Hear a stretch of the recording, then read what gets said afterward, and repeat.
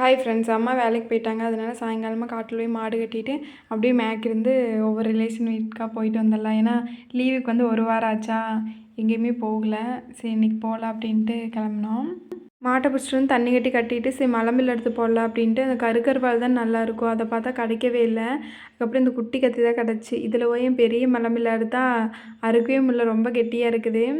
அதனால் அந்த இப்போ தான் தளைஞ்சிச்சல் இந்த மலம்பில், நல்லா பிஞ்சு மலம்பில், அதை அறுத்துனாட்டி ஈஸியாக இருந்துச்சு.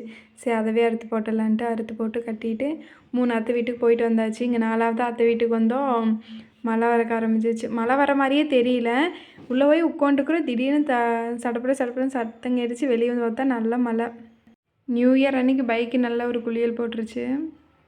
சித்தி, பெரியம்மா, அம்மா எல்லாருமே இங்கே தான் இருந்தோம். மலைக்கு சூடாக வாழைக்காய் பஜ்ஜி போட்டாங்க. எல்லோரும் சாப்பிட்டு அப்புறம் வாழைக்காய் பத்தலேன்ட்டு வெங்காய பஜ்ஜியும் போட்டோம். அதுவும் சாப்பிட்டு கொஞ்ச நேரம் டிவி பார்த்துட்டு அப்புறம் லைட்டாக மழை விட்டுச்சு. வீட்டுக்கு வந்துட்டோம். சாப்பிட்டு போகலான்னு சொன்னாங்க. இனி விட்டால் மழை வந்துருமோ என்னமோன்ட்டு கிளம்பிட்டோம். வீட்டுக்கு வந்து தோசை சுட்டு தேங்காய் சட்னி வச்சு சாப்பிட்டாச்சு. ஹஸ்பண்ட் கொஞ்சம் வயிறு சரியில்லைன்ட்டு தோசை வேண்டான்ட்டார். அதனால் இஞ்சி கொத்தமல்லியெல்லாம் போட்டு ஒரு டீ மட்டும் வச்சு கொடுத்தாச்சு.